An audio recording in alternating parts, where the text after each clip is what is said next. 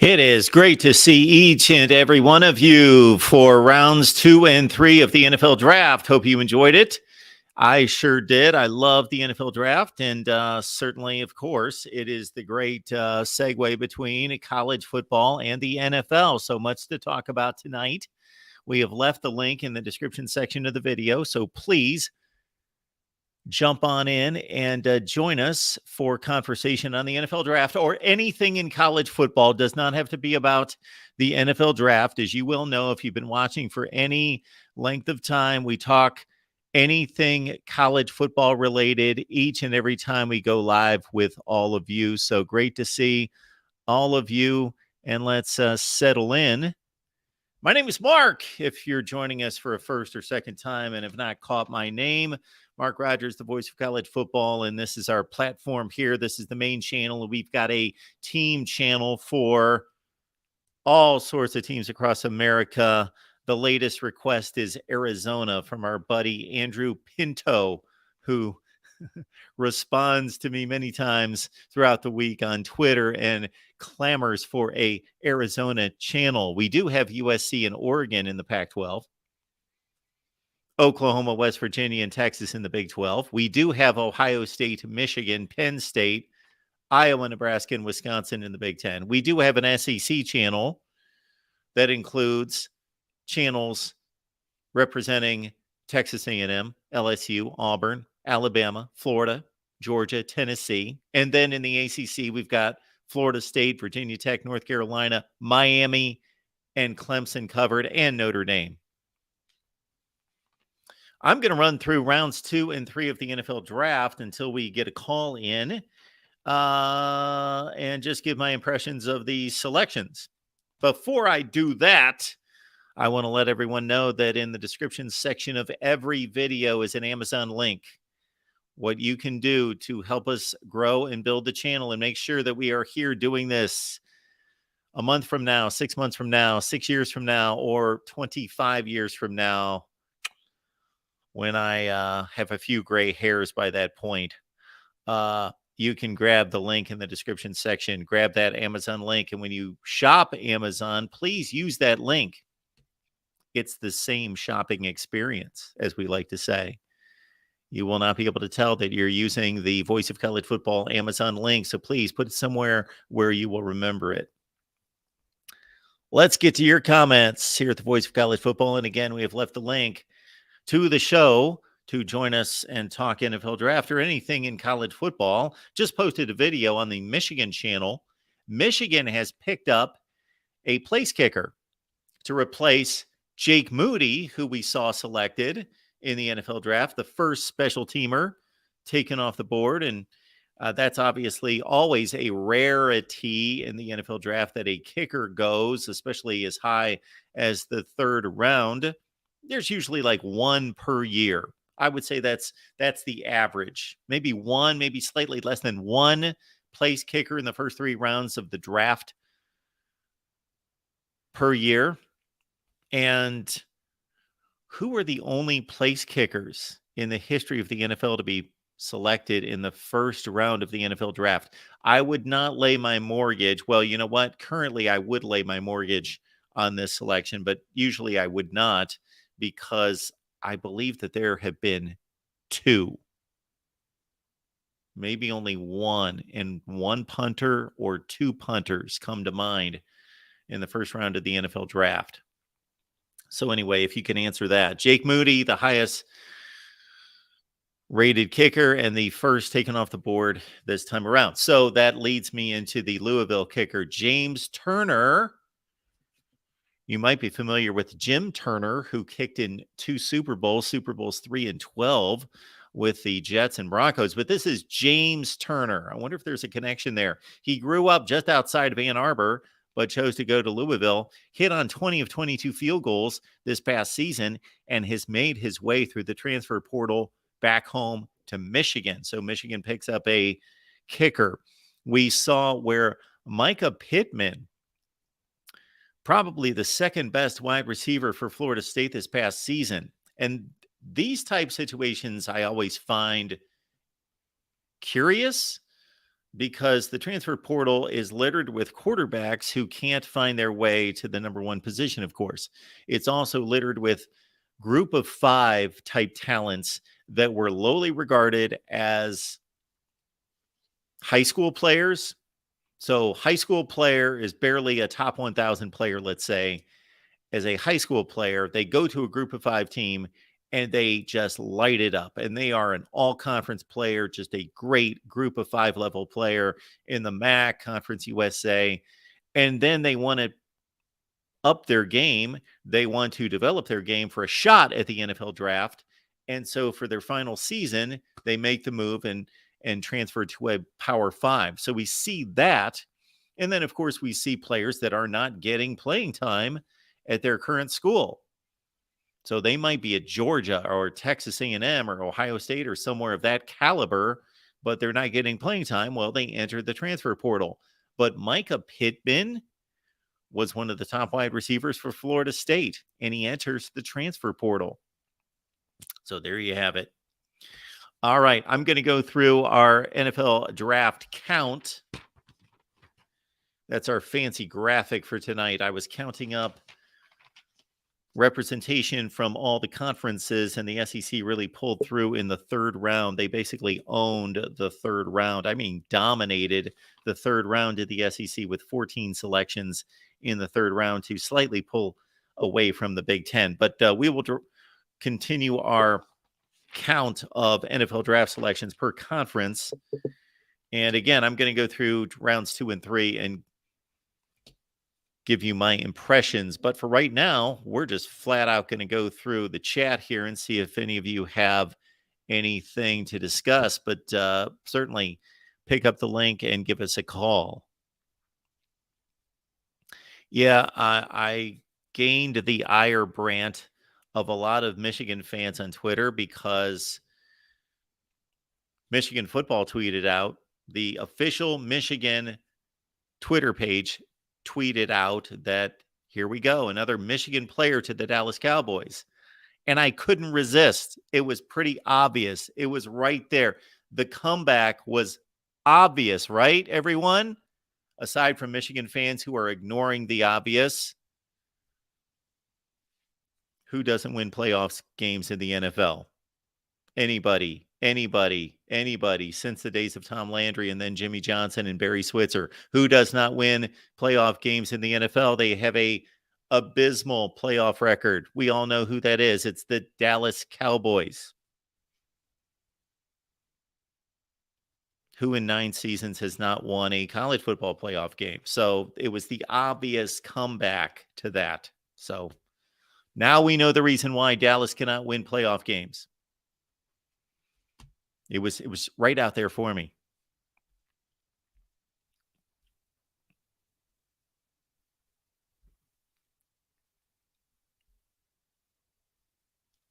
Moonbot's here tonight. Moonbot, good to see you. Hope you're still in the chat. Dave says, I love me some Matt Stafford. Matt Stafford, of course, Georgia, Detroit Lions, of course. So I got to think Dave, as the Michigan fan, is a big Lions fan. Yes, Hendon Hooker taken, Jason, by the Lions. Hendon Hooker. The story of the night seemed to be Will Levis. What I don't get is this Will Levis paranoia last night, because we know that Will Levis was a good college football player, good college quarterback, tough, big guy, has NFL size, strong arm, not legendary, not generational strong arm, but strong arm, and athletic.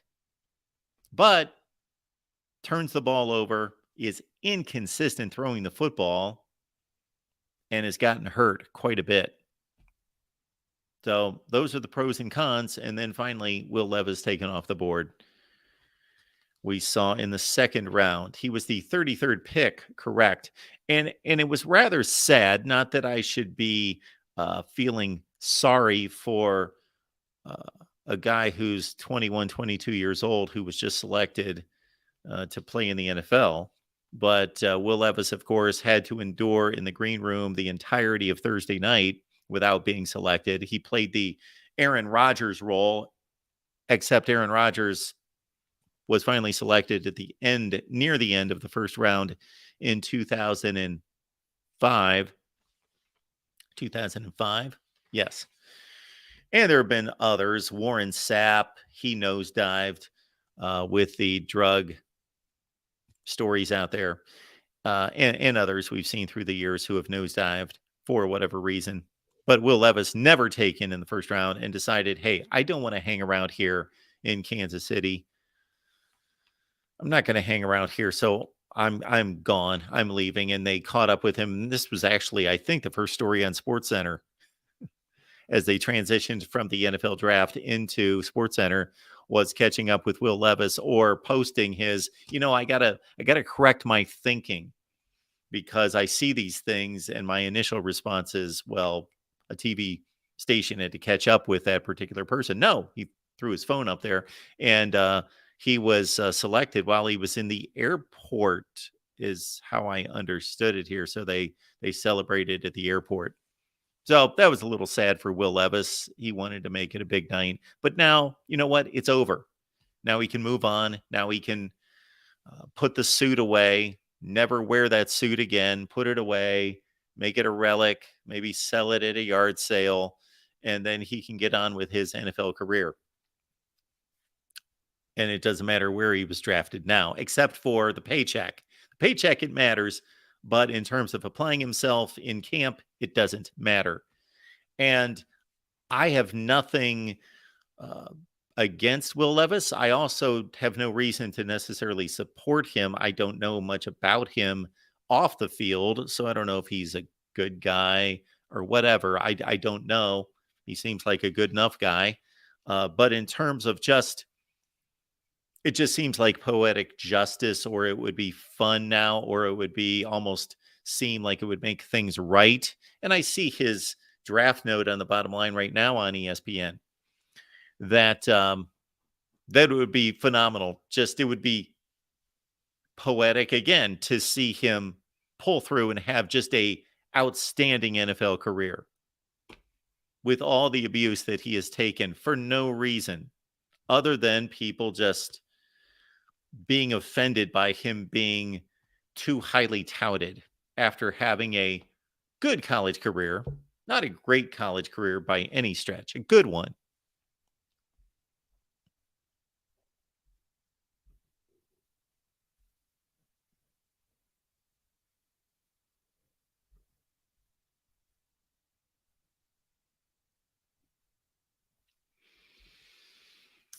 King OH says DeJuan Jones's laziness is why he has not been picked yet. You want to be drafted high, act like you want to be drafted high.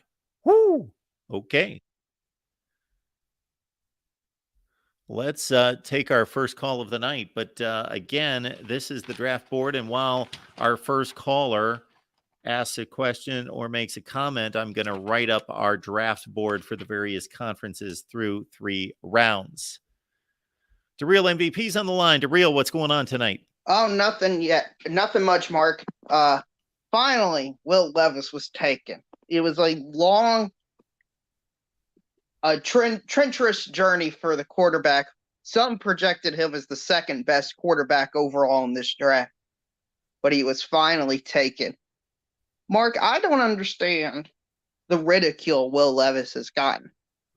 Is it just because of the college he's placed for not being one of these massive colleges like Bama, Florida, USC, or something like that?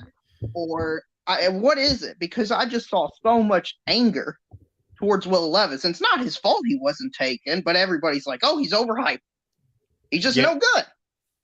Yeah, I don't think it has anything to do with Will Levis, and I don't think it has anything to do with Kentucky. I think it has to do with people get annoyed with somebody that they don't believe getting who has earned or deserves the credit or attention that they're being given, even if they have nothing to do with it.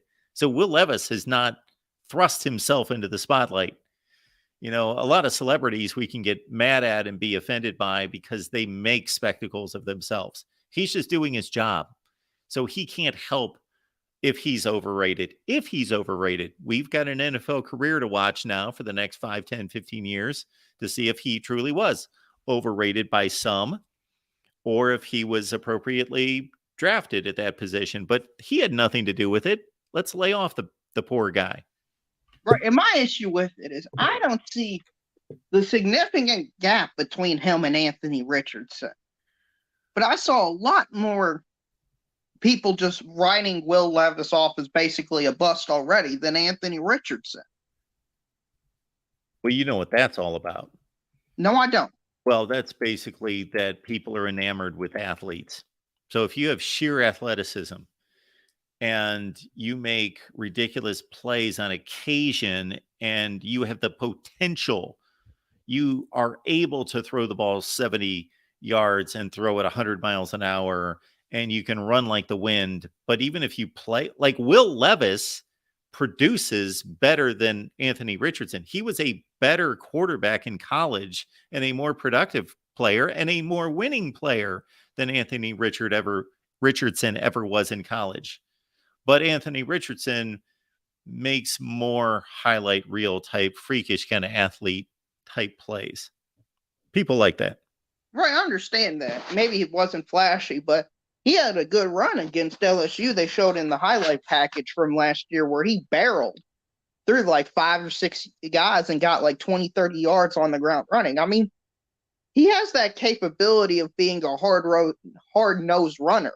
He's not an Anthony Richardson, Michael Vick type or a Barry Sanders where he'll just stop, break 3 people's ankles and run off.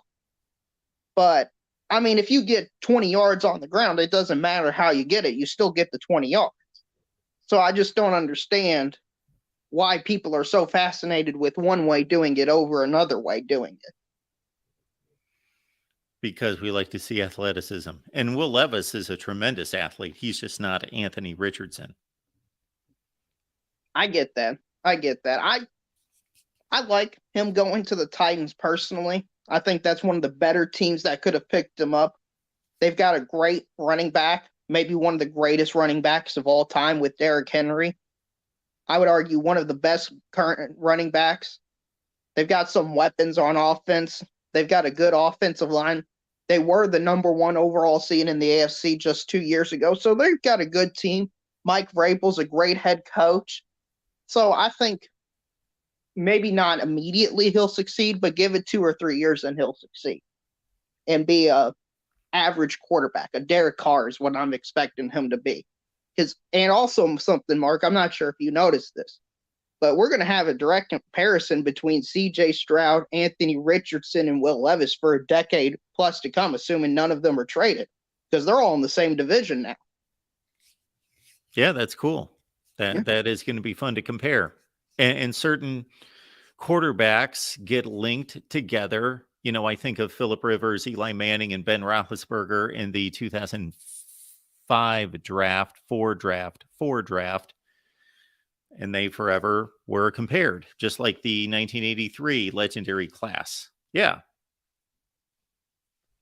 So the only thing I hope that doesn't happen is team success override individual success, because I feel like that happens a lot when you have quarterbacks in the same division that are taken the same year.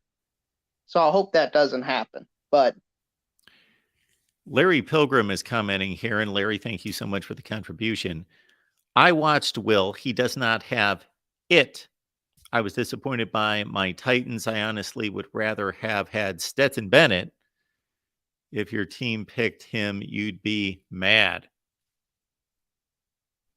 See, I just don't get that. I just disagree with that wholeheartedly. I mean, Will Levis has a heck of an arm. Now, does he turn the ball over? Probably too much, yes. But he can throw it 50, 60 yards down the field. And Kentucky doesn't have Chris Olave, Jackson Smith, and Jigba, Jahmyr Gibbs, or any players like that, really. So the fact he was able to elevate Kentucky in 2021 to a really good football team, in my opinion. I mean, when they played Georgia in 2021, Mark, that was the first time ever in the SEC East 2 6-0 teams or better faced off. I did not know that. Yeah, think about that. Kentucky and Georgia was the first team, not Tennessee and Georgia, not Tennessee, Florida. Mm-hmm. It was Kentucky and Georgia, and for Will Levis to be a part of that. And the only spectacular player he ever had with them, or NFL caliber player, I would say, was Wan'Dale Robinson. Yes. And when they worked together in 2021, I mean, their synergy was amazing. Wan'Dale had over 100 catches to beat a legit Iowa team in a bowl game. Didn't they have 10 wins that year? Yes. In the SEC with the national championships in their own division? That's impressive, Mark. You got to give the boy his props. Yeah, he had a nice career. He had a better career than the great majority of quarterbacks who were Power 5 quarterbacks. Yes.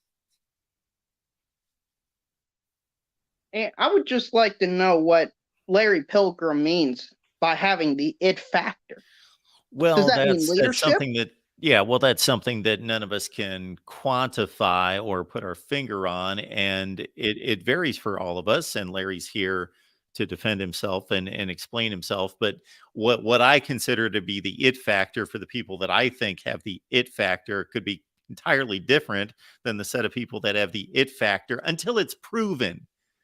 So this is my clarification on that, and then we'll have Larry chime in. My clarification for me personally would be, does Tom Brady have the it factor? Well, obviously, this has been proven over 20 years that whatever that is, the it factor is the will to win, the persona, the leadership skills, all of the intangibles that push and drive winning football. But that was proven. We didn't know that Tom Brady had the it factor in 1999. Like, I doubt if there was any analysis that Tom Brady had the it factor in the year 2000 when he was drafted. But we know that now. So it's been proven.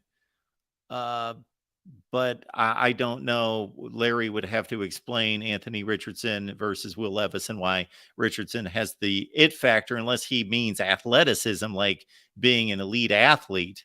And if they were edge rushers, then I'd say, heck yeah. But as quarterbacks, I think it's overplayed. But we'll bring Larry in here to explain himself. Larry, what's going on tonight?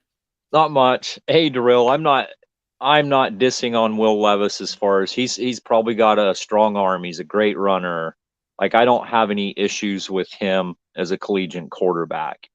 And like you said, Mark, the it factor is different, but you know it when you see it. It's a guy that boosts everybody. That it's not just that he's confident or he has all these intangibles. It's just literally he makes everybody around him better through those intangibles. And I just don't feel like Will Levis has that. Anthony Richardson walks in a room, he draws the attention for his own reasons. As far as Tom Brady, I didn't really watch him coming out, so I can't say. The guy's not an athlete. He's not, but he has the it factor in the fact that when he walks in the room, and this was far before he ever was the GOAT, he had that. You just, when his presence was there. I don't feel that with Will. Yeah, that's just.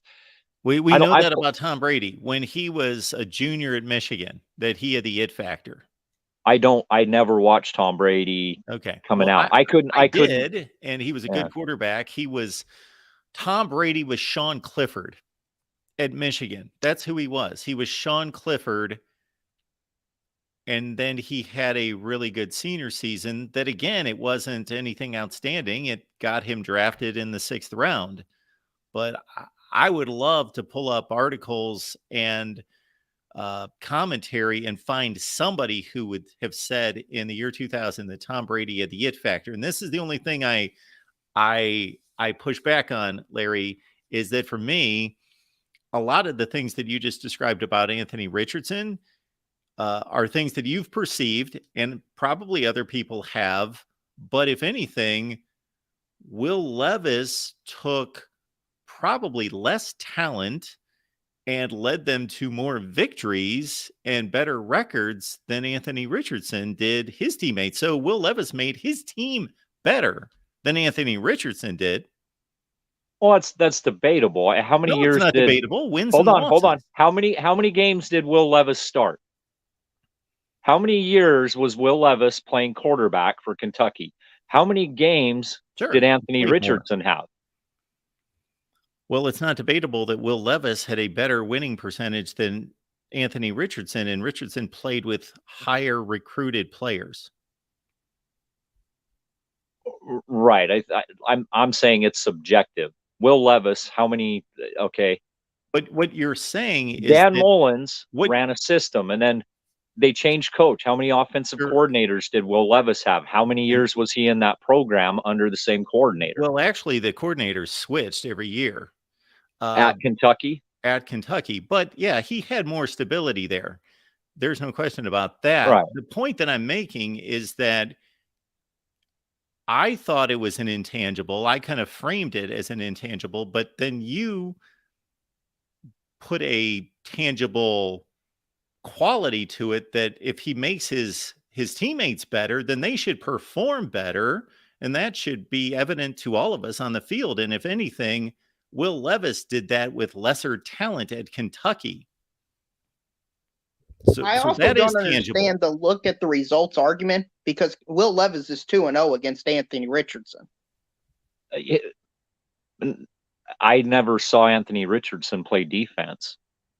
He threw He was the quarterback You of the can't team. you can't and he threw say a critical quarterback interception. versus a quarterback because they're not playing the same defense. They don't have this, like Mark says, they don't have the same guys on their team. So and just because and I'll play it on Larry's side here, just because Florida has higher recruiting rankings than Kentucky doesn't mean that they were a better team. They weren't a better team.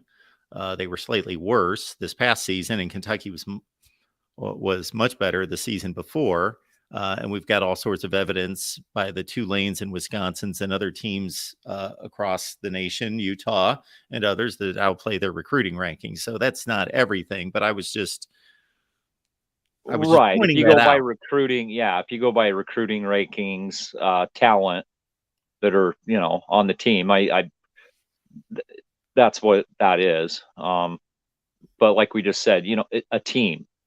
Anthony Richardson played against Kentucky, a very well coached team. They're a well coached team. You gotta give them that. They do a lot with what they have. Billy Napier, I don't know what the heck they're doing over there, but he seems lost. They had a few good games. Nothing against Levitt. Maybe he can gain that confidence. He can gain that.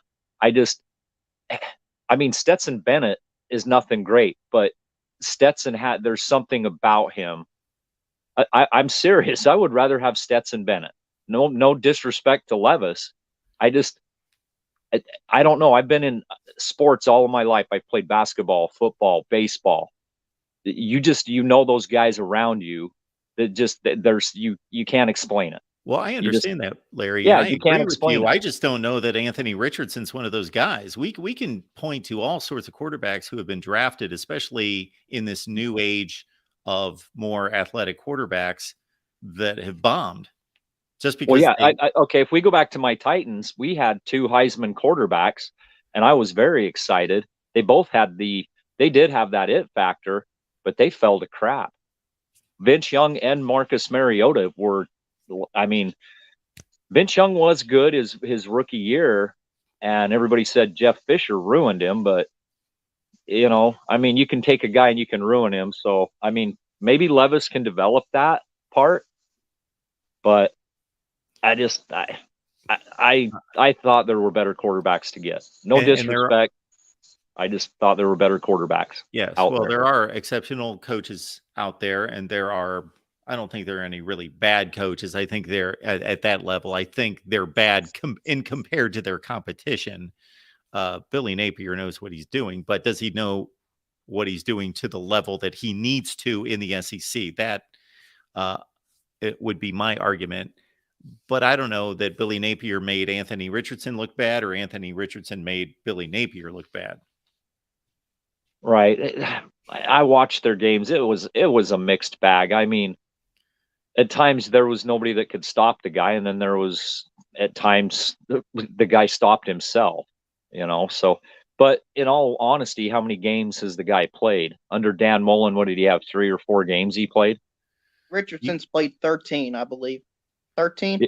Well, if you look at his total games played, he's played 22, but he didn't start those games. Right. Yeah. So I don't know. It's my team.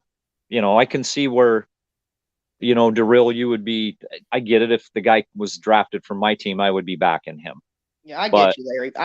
Don't worry. Yeah, but I mean, okay, what if Kansas City said we're going to take Levis and we need to sit Mahomes? You'd be like, are you out of your mind? Yeah, but I think it's a little different. I think Mahomes is just a few tiers better than Malik Willis. Just a few. Yeah, he's up there a little bit higher, not much, right? Yeah, I know. So, but that's what I'm saying. Like, I don't know. It's my Titans, and they've been in shambles. You're worried about having to probably go into Arrowhead for the AFC hosting the 6th Arrowhead Invitational and the Kansas City Chiefs winning another Super Bowl, Larry. It's okay, man. It's okay. Well, I kind of got away from the NFL a few years ago. I'm not super following it lately. My Titans never invest in the team, but no disrespect to Levis. I'm not happy that they picked him, but it is what it is. You're underselling what you got. I think you've got now, am I saying you got a top 10 quarterback? No. Do you have a starter right away? No. You need to do what Kansas City did with Patrick Mahomes. Sit him on the bench for a year, get him tutored up, get him trained up, let his body heal for next season for him to take off. Yeah, well, hopefully he can get that. Hopefully he can get that it factor. And this was a week. Somebody put down in the comments earlier. This was just a weak draft. I just didn't see a lot of great drafts in the 2nd and 3rd round. Did you guys? No, nobody stands out to me, or very few stand out to me of where I think, okay, that's a 1st round talent. Just inconsistency knocked him down, or just the depth of the draft knocked this person down to this player down to 40 or 45. I agree. Yeah, it just didn't look, I don't know, it just didn't look right to me. It just seemed really weird, but teams are starting to not pick the best guy. They're just really, now they are focused on, these are our needs. Where it seemed like they'd always just take the best player available. Now they do seem to be going more after their needs rather than the best player available, in my opinion. So I would agree with that. Mark, what are you looking at there? I'm looking at Anthony Richardson's game log from the last 2 seasons. What are you seeing there? Well, I'm seeing a lot of bad games passing the football. So he played significant time in 2 games the previous season. He mopped up a lot with, that would have been Emory Jones, the year before. But the LSU game, 10 for 19, 3 TDs, 2 picks, and then 12 for 20 against Georgia with 2 picks. So those were his 2 games with significant playing time. Then he had the Utah game where he played really well, 100 yards, 17 of 24, 168. And then the next week against Kentucky, 14 of 35 with 2 picks for 143 and no touchdown passes. The South Florida game against South Florida, one of the worst teams in college football. He went 10 for 18 and threw 2 picks and no touchdowns, 112 yards. Yeah, that was horrible.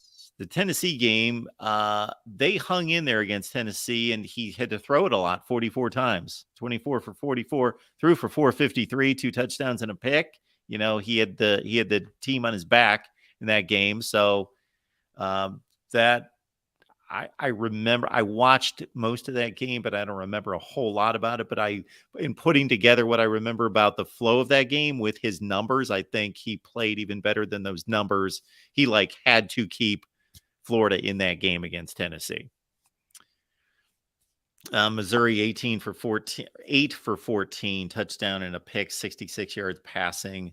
LSU, that was a really good ball game where he ran it for over 100, scored a touchdown, 15 to 25 through the air for 185 and a touchdown.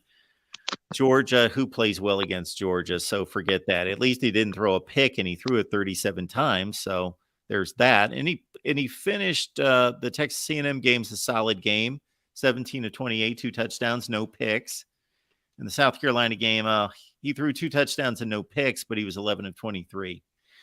But again, you've got the factor of the running ability. Had a big game against Vandy. Of course, they lost that game, and they were playing from behind. That might have factored into him throwing for 400 yards, 42 attempts, and then he was awful against Florida State, 9 for 27. Did throw 3 touchdowns. Yeah, I mean, I went to the Florida-Utah game, and Ricky Pearsall was his only receiver. Shorter, even though Shorter was a pretty big guy, that guy could not get separation. I mean, I watched Shorter in some other games too. He's a big guy, but he's just not that fast and shifty. So I mean, in reality, he had one receiver. So, and I honestly don't. Darrell, did Levis have some decent receivers or nah? I mean, probably the best one was Wan'Dale Robinson in 2021. But Key and Barryon Brown, they were pretty good in 2022. But they were both freshmen, so. Right. Could they get separation? Could they, give him somebody to throw to? Oh, yeah. Okay.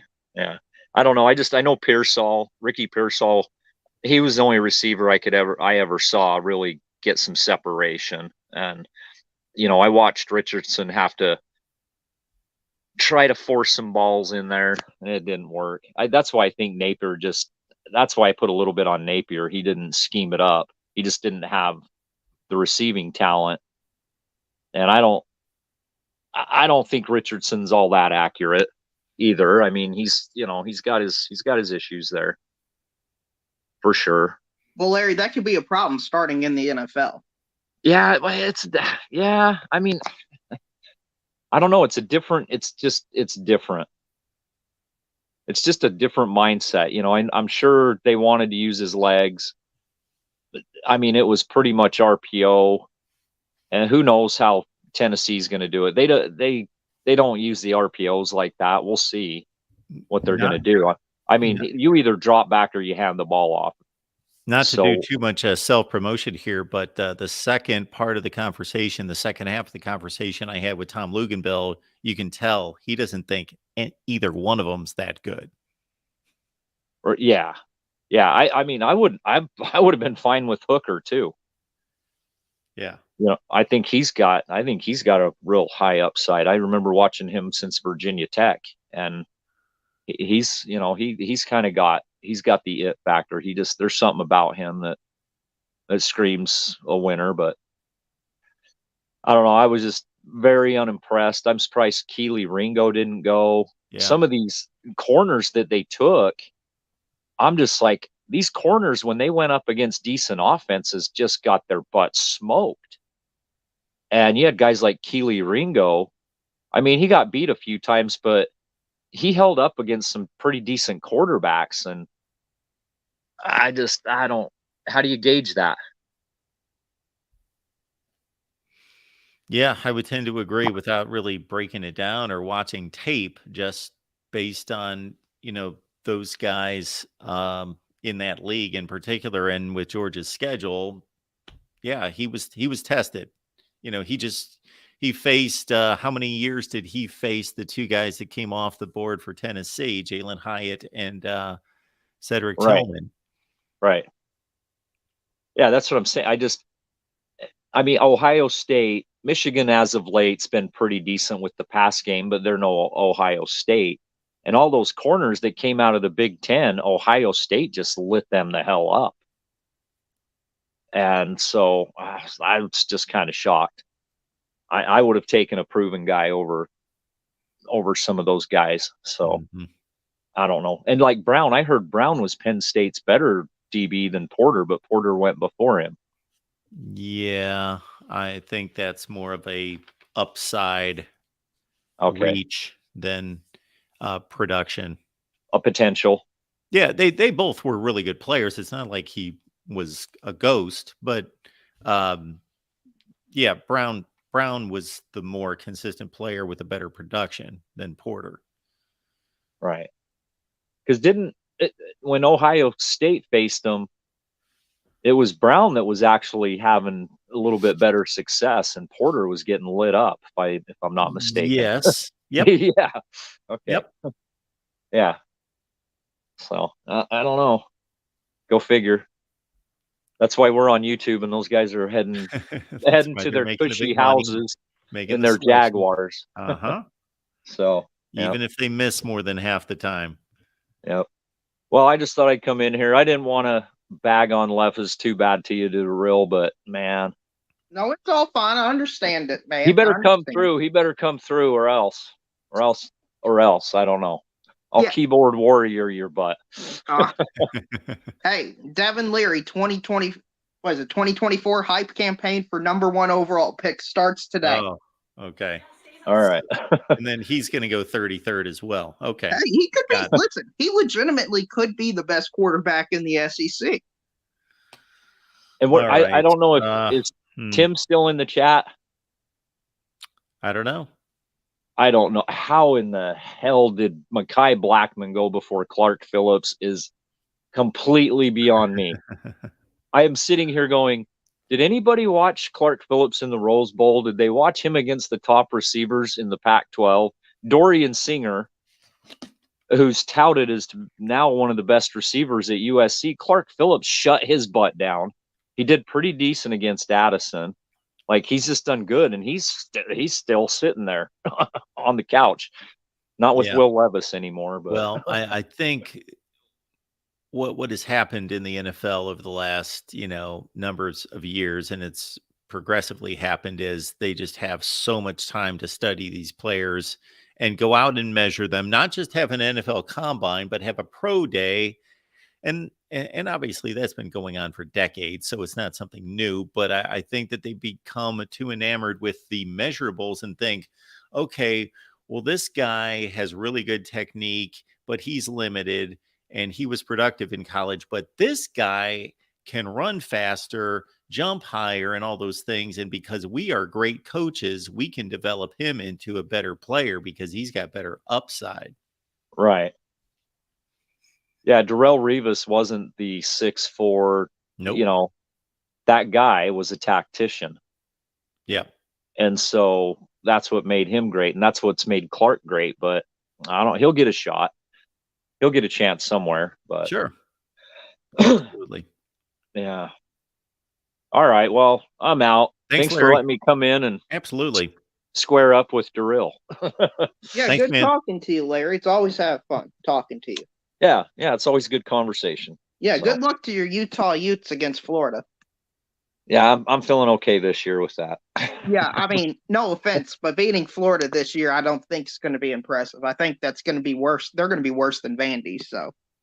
Yeah, I don't think this year is going to be an issue. So. All right. Well, I'm out. Larry. You bet. Have a good one. Real quick before we let you go, to Real, I don't know if you saw the banner below, but these numbers, this directly relates to the possibilities of looking at playoff disparity or playoff dominance by two particular leagues that we see right there had the most draft picks through the first 3 rounds. And then consider on top of that, if you take away Oklahoma and Texas from the Big 12, they're the majority of those 13 draft picks. And then you take away USC and UCLA from the Pac-12, they're the majority of those selections. Then it really just plummets. Well, Mark, I mean, I don't know what to tell you other than more and more evidence is happening. It looks like the more and more evidence that I'm going to be right that the Big Ten and SEC are just separating themselves. I mean, I'm starting to get to the point where maybe in 10, 15 years, the SEC and Big Ten just say, we're going to leave the NCAA branding. We're going to have our own version of college football. The Big 12, ACC, and Pac-12 can play in the NCAA thing. And then the Big Ten and SEC are just kind of this flux in between the NFL and college football. I mean, because that's basically where they're at now. And I mean, shoot, they can make tons of more money if every single week they played up against one another than playing some Big 12 team or ACC team or Pac-12 team. So, just unfortunate direction of the sport. If this is 2 years from now, the SEC would have, I'm going to ballpark it because I didn't take down, obviously, Texas, Oklahoma, USC, UCLA picks, but the SEC would be around, the SEC would be around 40, and the Big Ten would be around in the low 30s. And then the others would all be, well, the ACC would be at 12, and then the other two would be in low single digits. Like you're talking about 40 some players drafted and 30 some players drafted in two leagues and like 4 or 5 from 2 other leagues. Wow. I mean, it's going to be to the point where it's going to be like the FCS or, or the group of 5, how they just give their own little line on the chart. It's going to say SEC, Big Ten, other P5 conferences, G5 FCS. Yeah. And, Mark, this is all going to be, for you, a negative feedback loop. The SEC and Big Ten is going to have the most players drafted. They're going to have probably the most success in the college football playoff. They're going to make the most amount of money, and they're going to have the best talent, the best recruiting, the best coaches, and it's just going to feed on itself and barrel roll down a cliff into where they get better and better and better and better. So I think this gap will be exacerbated. I mean, I know Larry was on yesterday talking about the gap. I wish I would have asked him that. He said the gap shrunk. And I'm thinking, what evidence is there that this gap has shrunk? I understand hypothetically, maybe 1 year Kansas State can win a playoff game or 2. But they're never going to – I'm sorry, I just don't see them ever winning 4 playoff games or 3. No, these numbers here show that it's getting wider. And again, this is without taking the teams that are leaving, that will be taking the majority of those draft selections away from 2 of those conferences. It's just, wow. Yeah, and I hear all the time, with NIL and all that stuff, the transfer portal. Well, NIL's been in effect for a whole year now, year and a half. Yeah. Transfer portal about the same amount of time. So at what point do we just say that theory's not really going to pan out like the way people expected it to? It should be interesting to see if the theory segues into play on the field. So thanks to Real. Appreciate you being here. Yeah, fight on, Mark. Darrell, of course, coming through on his wager with Tim. All right. Sean has been so patient. Sean, thanks for joining us tonight. Hey, Mark. How's it going? It's going pretty well. How are you? This is about one of my 2 or 3 favorite weekends of the year.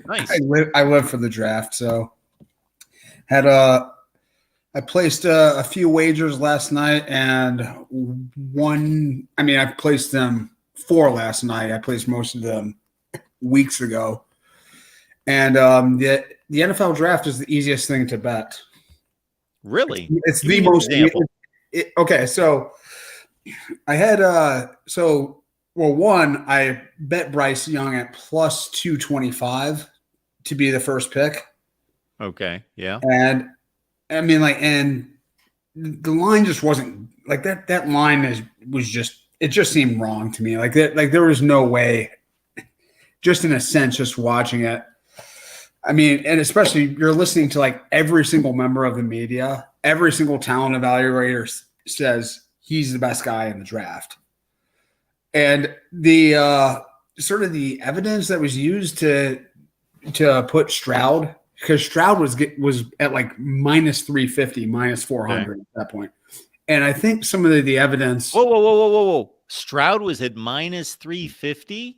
Yeah, to be the first pick. I mean, Really? it might have 400 on some books. Yeah, it was. Okay. And there was a lot of speculation. It's like, Katie, you look through and you the history of Frank Reich's quarterbacks, and they're all big guys. And I'm like saying, well, most quarterbacks are big guys. There just aren't a lot of 5'10" superstar quarterbacks, especially. Yeah. That's a very new phenomenon that we're even looking at guys like that. And so to me, that was just it was based on a lot of spurious evidence there, and it could have been wrong, but it was clearly like just good value because there was definitely a better than 30% chance that Bryce, or 28% chance that Young was going to be the first pick. And then so I also hit like there's just a lot of like sort of rumors and innuendo that affect the market and that. And if you can kind of sift through that a little bit and, then you can win. It's an information market. Yeah. So the books can basically win through the year by setting lines by setting lines based on models and based on formulas. And there's nothing like that for the draft. There's no algorithm that can really tell you who is going to be like. And also another bet I made was on Kincaid. He was plus 200 to be the first tight end taken. Okay. And I'm just like, I watch the NFL and I know that they value great receivers, quick, these elite route runners much more than they value, the complete tight ends. Sean, is there a particular analyst that you trust more than anybody else that you think is proven to be more accurate? Okay, so a couple people I pay attention to that do a lot of betting market draft stuff. They're not exactly talent evaluators. Are Evan Silva and Anthony Amico from Establish the Run. Okay, and they're big fantasy guys too. So I've followed them, and I think Daniel Jeremiah.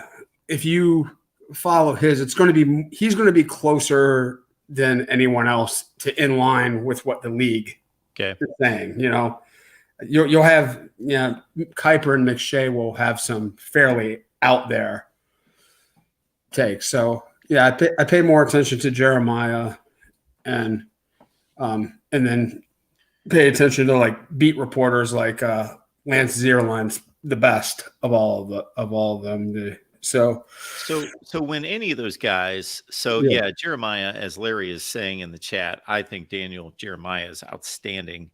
But are those guys in particular? I'll throw out Kuiper and McShay because obviously they've been the kind of the industry standard, and I say that not from an accuracy standpoint, but just from a the face of it. Yeah. Obviously, Kuiper's he practically built the industry. So regardless of how good or bad he is at this point, you got to give the guy some credit for basically almost building an industry by himself. But he has grandfathered legitimacy at this point. It's like there's almost, exactly. there's nothing he can really do to if anybody out there doesn't know the story of Mel Kiper, just read up on what he was doing when he was like 15 years old. It's just pretty phenomenal. But anyway, are there mock drafts more from the standpoint of this is who we recommend and who we would select, or they're trying to predict who the teams are going to select? Okay, I mean, like you probably want to pay attention to mainly the predictive ones, mainly the people that are trying to be accurate. But, there is some value. If you see like a lot of talent evaluators, a lot of Greg Cassell's another great one. If you just listen to him break down film. If you listen to a lot of talent evaluators push a particular player, and then you see like a really good line on them, Devin Witherspoon in this draft was it. I didn't hear anyone say they didn't love Devin Witherspoon. Like literally nobody didn't think he was the best corner in the draft. And, he's second in odds and he's, plus 225. That's probably a good bet to take. So, I mean, there's a little bit of both, but, obviously pay a little bit more attention to the predictive mocks. And so, yeah, so it was a lot of fun. It's a great night. And yeah, like I said, I mean, if you can invest the time into it, it's the one thing I think you can probably almost guaranteed to win at if you put in the effort on a yearly basis. So, yeah, so how long have you been doing that? Oh, my first year was 2019 that I've been a draft Nick, like hardcore following it since like the late 90s when I was a kid. Yeah. But, it didn't really pop into my head much at all. And now it's much, much easier because I live in a state where it's completely legal now. And so, so it's a great market. I mean, it's a lot of fun. It adds an element of intrigue to it. I'm not being kind of I actually have rooting interest in it, which always makes everything, a little bit more intense, a little more fun. So yeah, I enjoyed it. And this draft was one of the more fun ones because it was just so unpredictable at the top. There was so little clarity about what was going to happen after the first pick in this. And usually you have a pretty good idea what's going to happen, like picks like up to about 5 or 6, and then, a little progressively less as it goes forward. But so I was, I know you guys have been talking a lot about the quarterbacks in this class. And there's a lot of talk about the production and stuff. And I always find that to be tricky when projecting a quarterback in college, their production, their stat line to the NFL. Yeah. I mean, the production is so dependent in college on the supporting cast.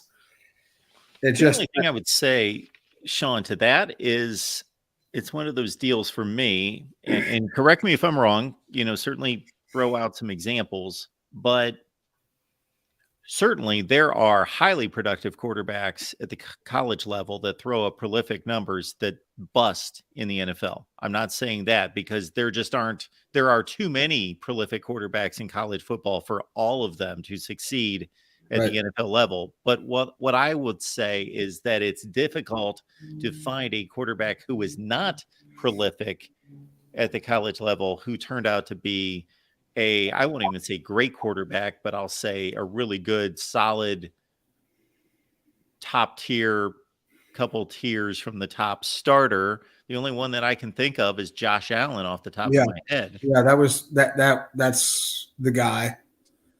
Obviously, he is certainly one of them. And I mean, like Brady was. I mean, he was sort of. I mean, above average in college. I mean, not much more than you're that. Right. We're going back 23 years though. Yeah. But yeah. Yeah, absolutely. And I mean, Mahomes had a lot of he put up a bunch of yards, but everyone coming out of Texas Tech at that time threw for 1 million yards. And his team was 5-7, I believe, his junior season. Yeah.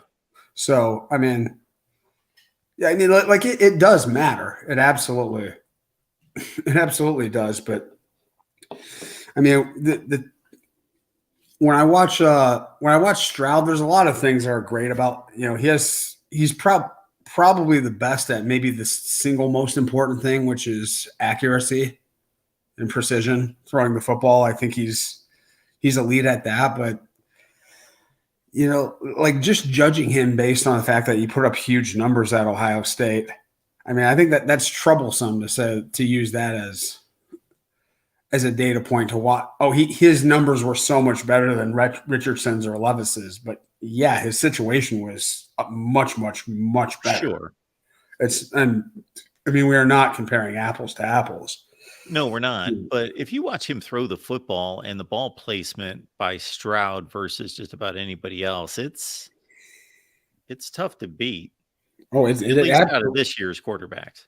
Oh, it absolutely is. But I think he has some fatal flaws in this game too. I mean, I don't see he almost never in college like worked off of schedule very well at all. Like if plays broke down, there wasn't much.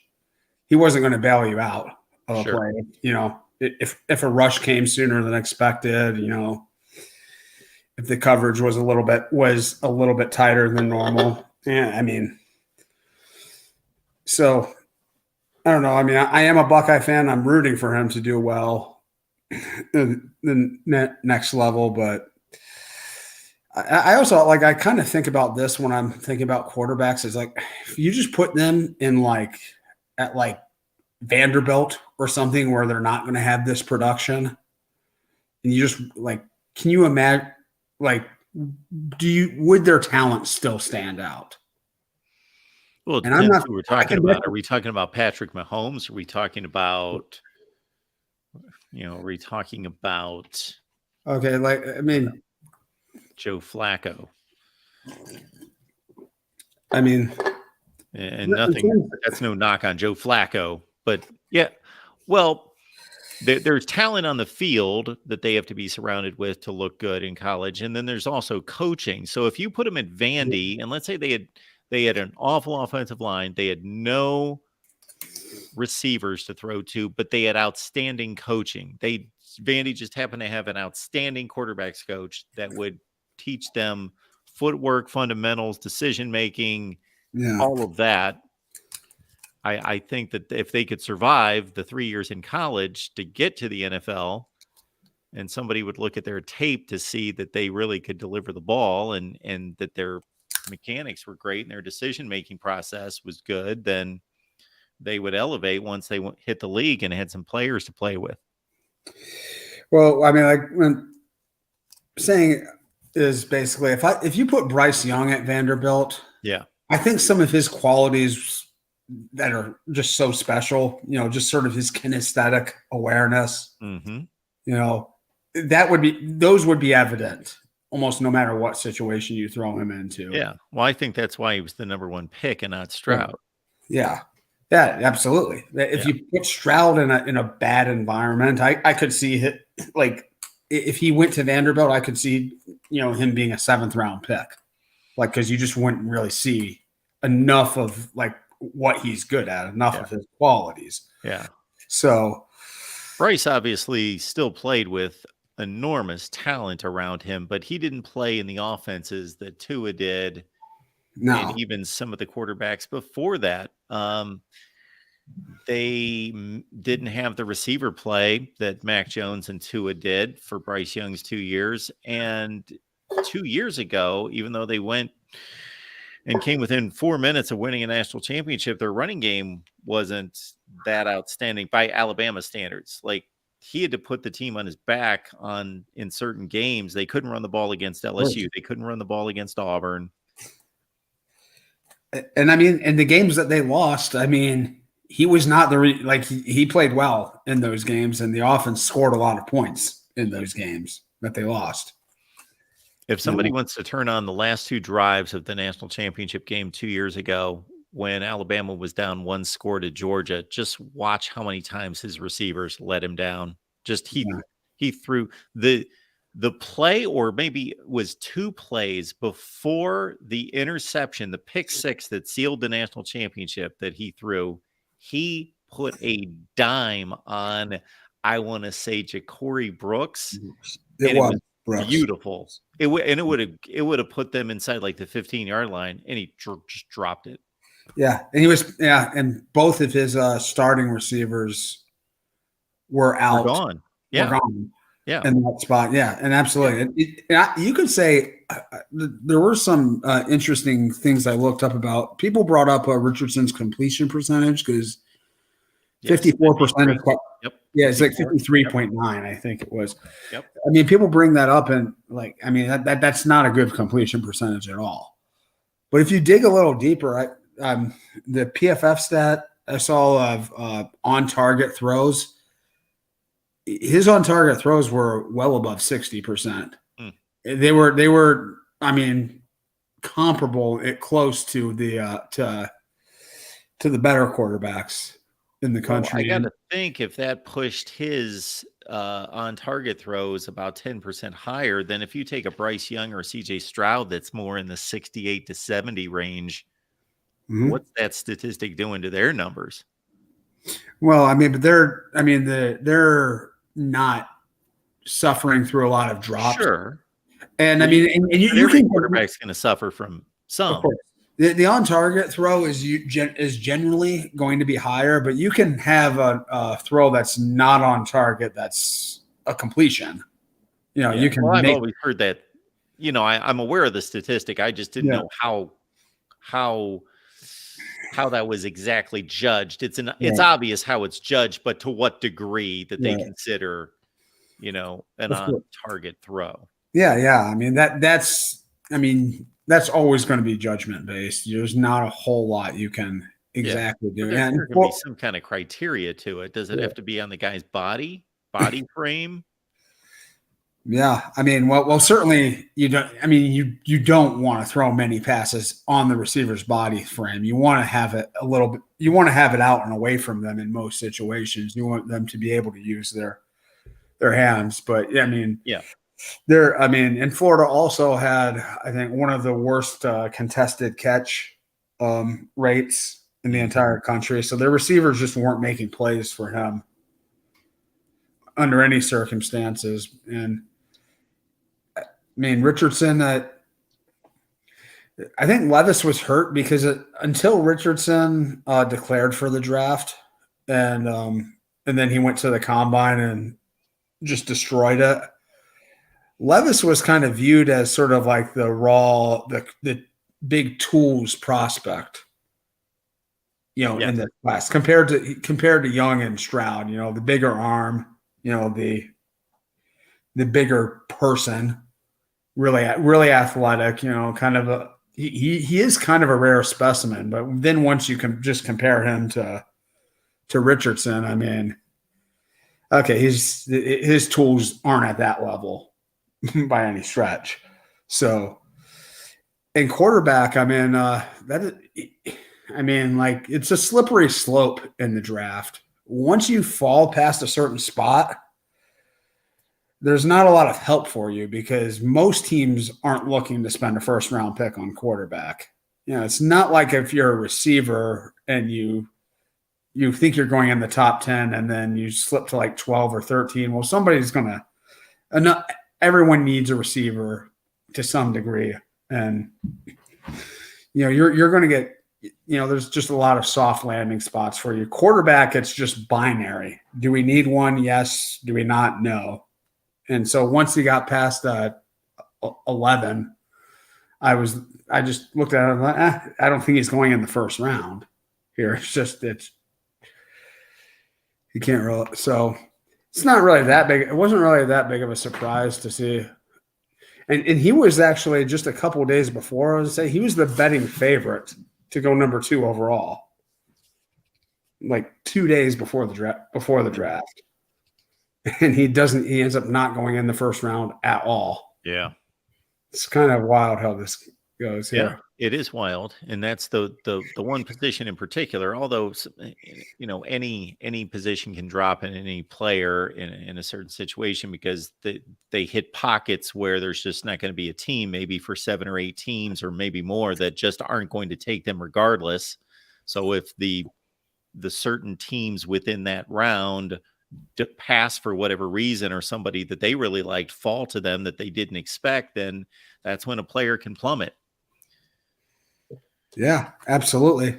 And that's just doubly, triply true at quarterback. And you know, you only need one. Yeah, absolutely. Like the Bengals could have thought Will Levis was the best quarterback prospect in the last 15 years. They weren't going to take him with their pick.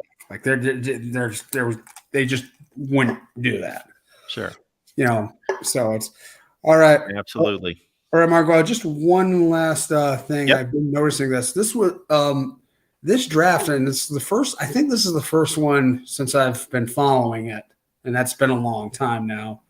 There wasn't a single player taken outside of the Power Five programs until like in the first round, until like about pick 50. I think Cody Moak around pick 50 was the first one from North Dakota State. Yep. And there were a number of players in this draft who hit the transfer portal who were at not even necessarily group of 5 programs, but smaller programs. Like Christian Gonzalez went from Colorado to Oregon, and Jahmyr Gibbs, Georgia Tech to Alabama. Are we just? Is this a trend of something that is going on? Is that telling of anything that's actually going on in college football, do you think? Well, the one thing that I think is going on, and this is obvious in the transfer portal, is I think that there are 2 huge groups of players in the transfer portal. I think we see players who were highly, highly recruited, like top 150 or 200 players who don't see the field as freshmen, and then they see the writing on the wall during spring practice, and they see that it's not looking good for them in their sophomore season even. So they hit the transfer portal. And we saw this in the last 2 or 3 weeks.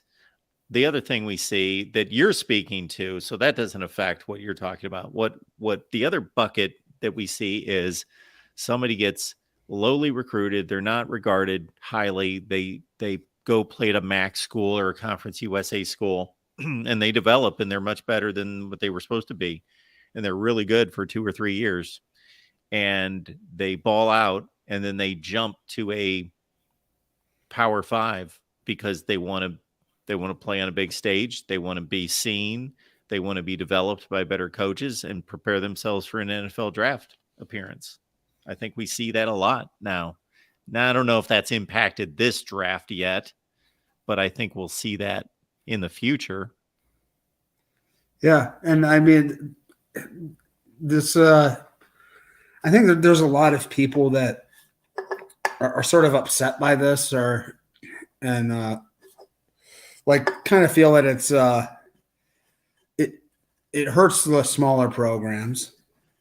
All of this player movement, and it Sure. really helps. But I honestly, before the transfer portal, college sports and really football and men's college basketball in particular were about the only avenues where I remember people being restricted in the way that they were, where they had to actually pay, where people would actually have to suffer a penalty for making movements that were better life decisions for them. I mean, if you were a I don't know, a chemistry student or something, and you went to Grand Valley State out here, like you didn't have the grades in high school, but you went there and you excelled, and now all of a sudden, absolutely, as a junior, you want to transfer to the University of Michigan because that's just going to open up life doors for you.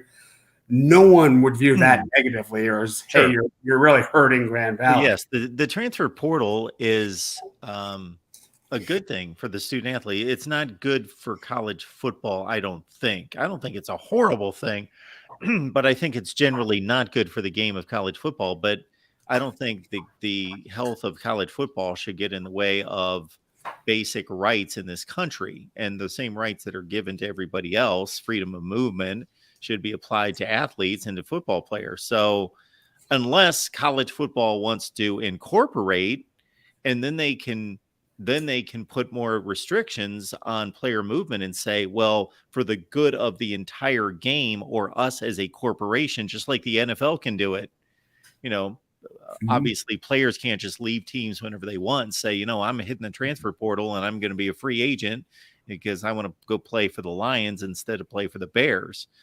because the NFL can sanction that because they're a corporation.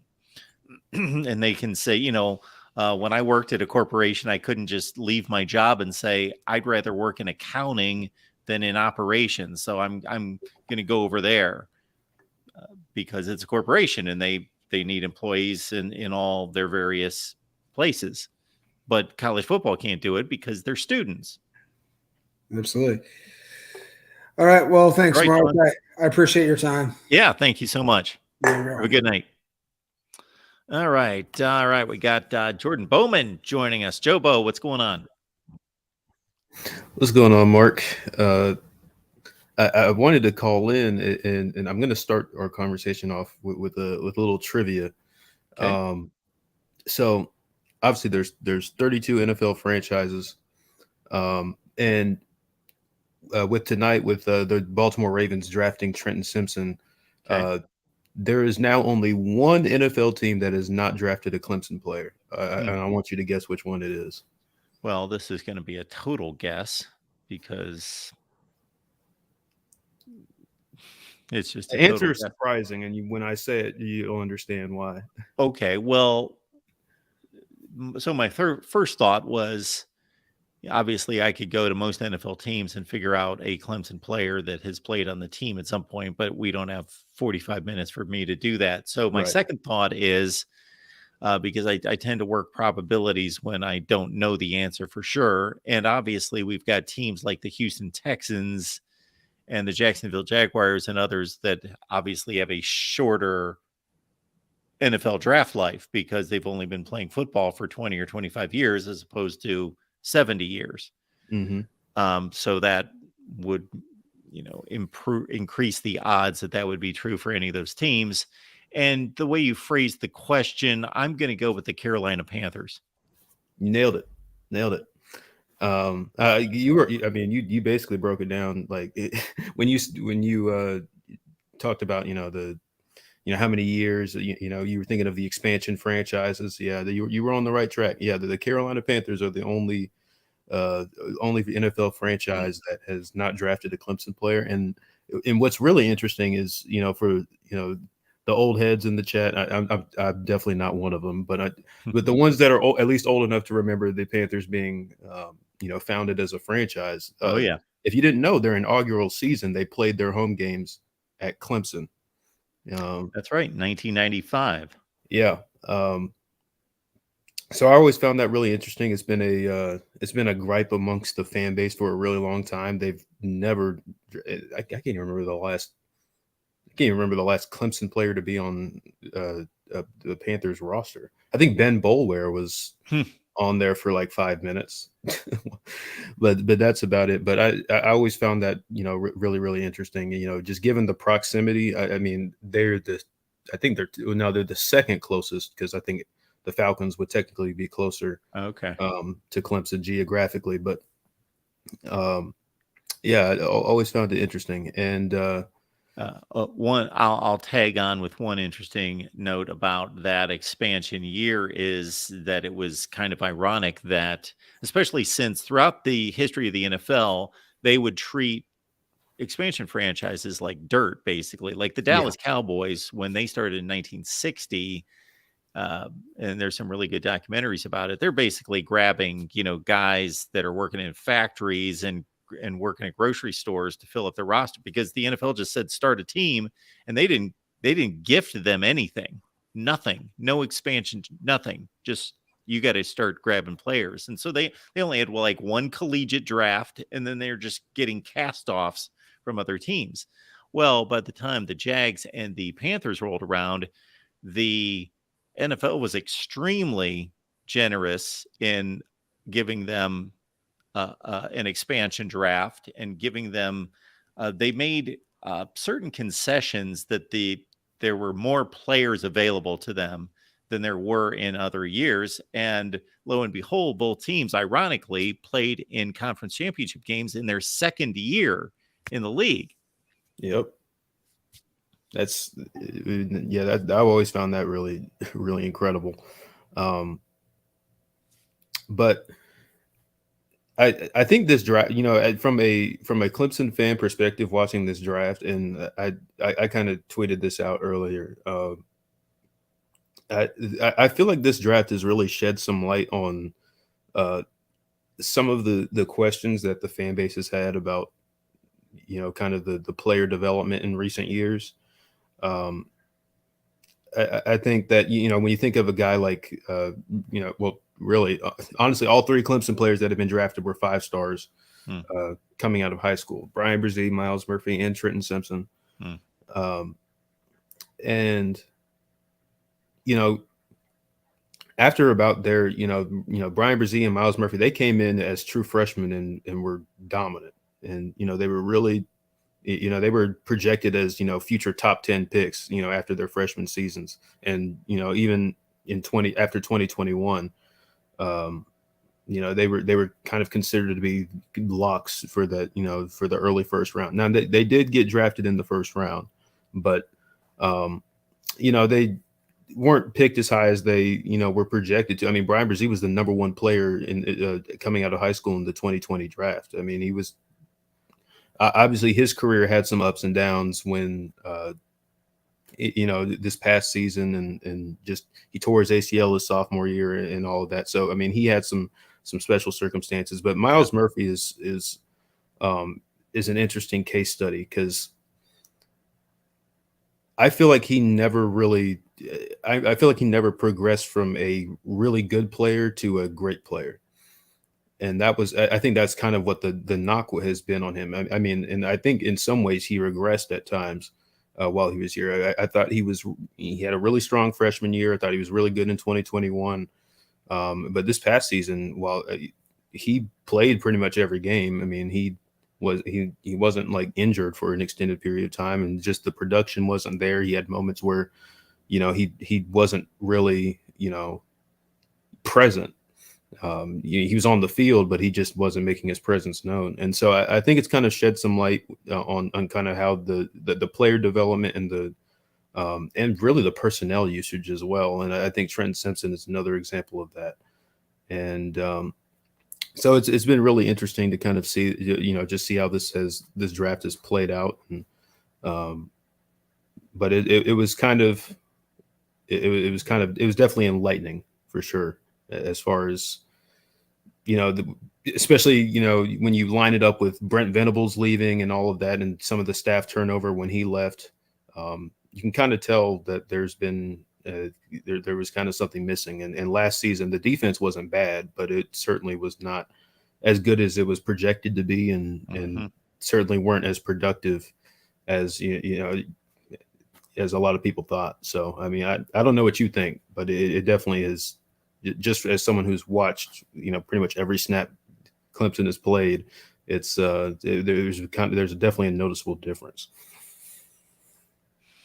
Yeah, I think that's astute. I don't know that I saw enough or looked at it from that perspective, or I'm so separated from the season at this point, and since I watch everybody, that doesn't really stand out to me as being able to think back on this previous season. I noticed that in the analysis on Trenton Simpson, while these guys are generally pretty hopeful, optimistic, they're pretty kind with their analysis. And I like that they're not picking these guys to shreds, that they're, at least on the ESPN broadcast, that's what I had on. But they did mention that Trenton Simpson, they found him to be a bit unaware and a bit indecisive in being able to diagnose run plays and pass plays. That was their knock against him. I think it was Louis Riddick in particular said that. Yeah, that's been a pretty just, I mean, I don't delve into draft content too much, but just from everything that even just seeing it with my own eyes, it was something that was pretty evident.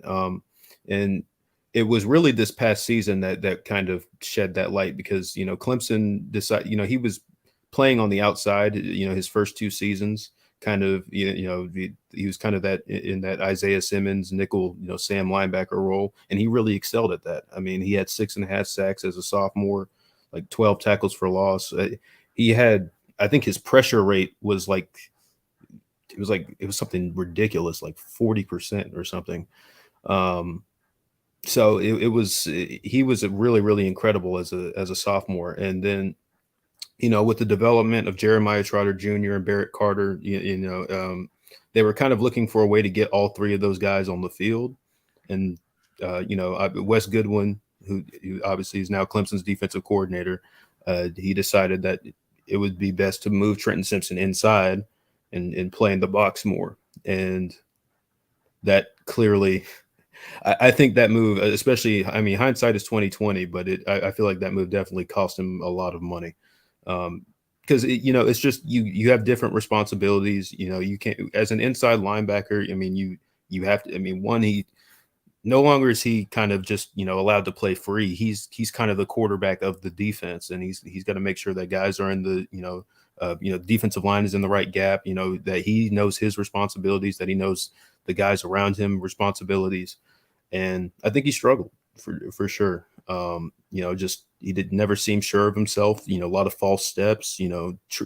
Poor angles, and I think it really hurt his draft stock. I mean, he was a guy that was considered. He was another guy that was considered to be a first round, caliber pick, before last season, and just to see him slide as far as he did was, it was pretty surprising, especially with how well he tested. I mean, he has like a 40-inch vertical. He ran a 4.43 at 6. He's 6'3", 240 pounds, running a 4.43. I mean, the athletic traits are off the charts. Mm-hmm. But it was just it was a really, really frustrating thing to see. And I felt like Clemson hit the eject button way too late, when he had already lost a lot of money. I mean, they moved him back inside, back on the outside towards the end of the year when they realized it wasn't working. But I think that's just kind of been an issue. These past couple of seasons. Well, really just last season. Just the personnel usage on defense. I mean, even guys that aren't draft eligible, like Andrew Makuba. That we played him a lot at corner. After he had a phenomenal freshman season in 2021 at safety, and they moved him to corner, due to some depth concerns on at corner, and he had a pretty bad season by all objective measures. And so that defense as a whole just seemed like it wasn't optimized to get the most out of the guys that they have. And I think Clemson is definitely certainly not lacking for talent on the defensive side of the ball. So it's just watching this draft has been really interesting. But enough about Clemson. I don't know what you think, Mark. I haven't listened to this entire stream, but I want this draft class just feels really lacking compared to previous years. I don't know how you. I mean, I think there's some really good position groups and spots, but it feels like this class in general doesn't really have the kind of difference makers that at least the past few drafts have. Well, and I think that's been evident by the positional selections that have been made. We have seen a statistic where receivers have come off the board. There just continues to be records set every year. More receivers in the top 10, more receivers in the top 20, more receivers in the top 50, on and on. First round receivers. Well, that halted this year. We just didn't see a receiver come off the board. I think was Jackson Smith and Jigba the first receiver to get at 20, I think 20. Yep. And we haven't seen that in recent years. So that obviously shows us that position was lacking, at least in terms of top end guys. The other thing is just interior linemen.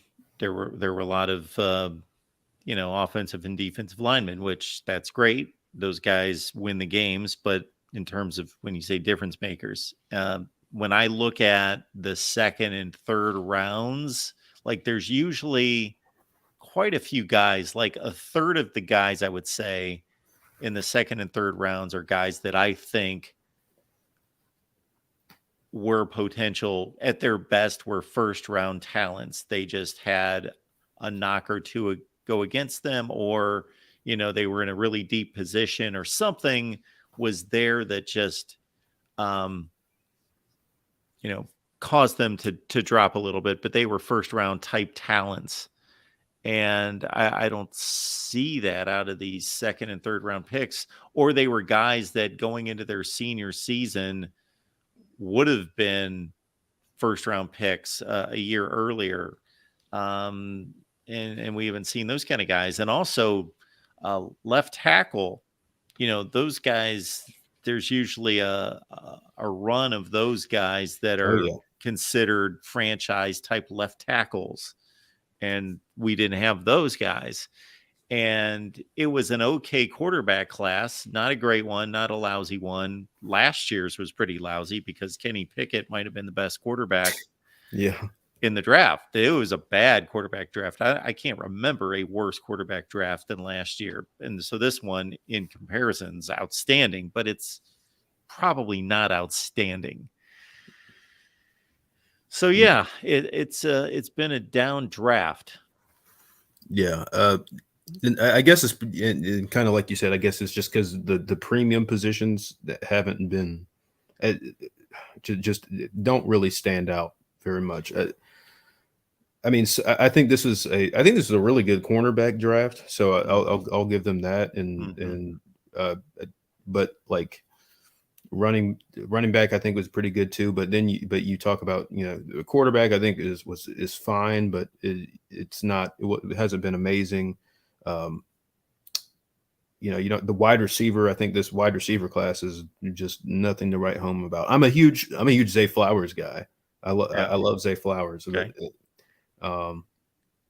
And I think he's going to be really good. I know he's gotten a ton of Antonio Brown comps. I don't know about all that, but I think he's going to be a really, really good player. But yeah, just the skill positions weren't you know, amazing. And then, you know, offensive tackle, it's fine, but you know, nothing game changing. And then I think this linebacker class is awful. I don't. It's not very good.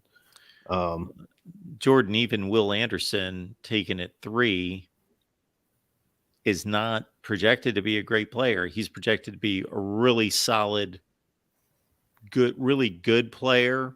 And I consider him an edge. Like if you're talking like stand-up linebacker, I don't. Yeah, it's not a good class. I mean, who would you say?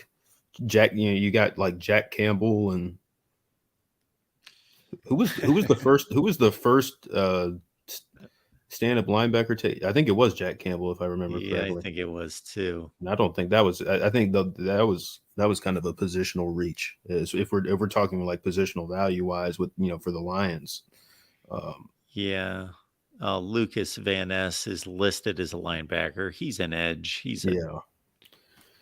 So I think Will McDonald was listed as a linebacker too. He's definitely an edge. Yeah. So it just not really the difference makers. A defensive tackle, you have Jalen Carter, and then I think there's like I think you have Jalen Carter. I think Kalijah Kancey is interesting, and then beyond that, it's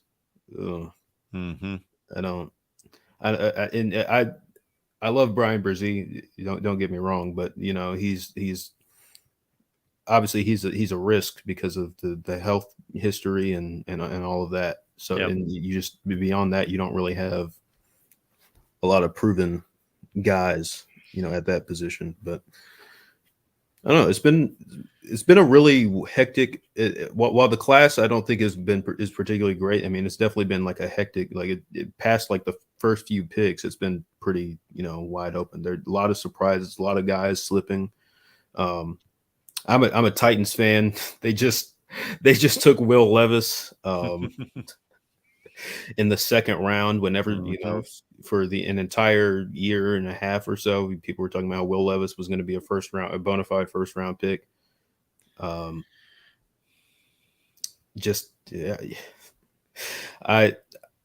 MVP in the chat. He says tighten up. I see that. Yeah, I'm sure Darrell is happy. I'm not. I don't love. I'm gonna be honest. I don't love Will Levis. I would have rather had Hendon Hooker, but at this point, the Titans haven't had a franchise quarterback really ever. Well, since Steve McNair, at least. So we're just kind of swinging for the fences at this point. Malik Willis isn't. He's not it. So Good stuff, Jordan. All right, Mark. Appreciate you being here. Yep. Thanks for taking my call. Absolutely. Have a good night. You too. And speaking with Jordan there, that reminds me, Great Debate Month is in May. May is Great Debate Month, and we would like to have Jordan and other Clemson contingent on for a Clemson-Ohio State debate. But this is numero uno right there. That's number one on the debate list. It's coming up next Wednesday. Join us for a great debate between the Pac-12 and the Big 12, a realignment debate. Of course, much rumors surrounding and continue to circle around the Pac-12 and the Four Corner schools in particular moving to the Big 12 because just not enough money coming through media rights deals that are still have yet to be signed. And then, of course, Washington and Oregon have applied for the Big 10, but they are being pushed back. Probably not going to happen there. And so will the Pac-12 fall apart. So we will debate whether the realignment is going to happen or whether the Pac-12 will solidify and be just fine. So that's coming up Wednesday at 8:30 Eastern time. And we're going to bring on folks from both sides. So that's going to be a good one. Larry says, not sure you want all the toxicity, Mark. We will size up the debate from both sides. We're going to do that because it's out there and it's being talked about and it's in the news and it's maybe valid, maybe not. I tend to think that the Pac-12 is going to be fine. I believe in the short term. When I say short term, I mean 3 to 5 years, 7 years, something like that. But that there will be Pac-12 football. But hey, stranger things have happened. And certainly even the Arizona State and Colorado presidents have said, hey, if we don't have a good deal, then anything could happen. So anyway, we will size it up. The Pac-12 and the Big 12 debate, realignment debate. There it is. It's coming up next Wednesday, live right here at the Voice of College Football. So mark it down on your calendar, Wednesday at 8:30 Eastern time. And then we've got other debates that we're going to line up for all of you. And some good videos coming out. Lock in on those videos. We are sizing up would-be matchups between schools and conferences. So the last one we released was Cal in the Big 10. How about that? Cal's played 15 games against Big 10 since the year 2000. I guarantee most of you would be shocked to know Cal's record against the Big 10 since the year 2000. So anyway, check out the videos, and we will be back here maybe tomorrow. We've got spring football. We've got the NFL draft concluding. So if not, at the latest, it will be Monday for the Big 10 live show. So again, great content coming your way. Mark your calendar for next Wednesday at 8:30 Eastern time, right here at the Voice of College Football. Have a good night.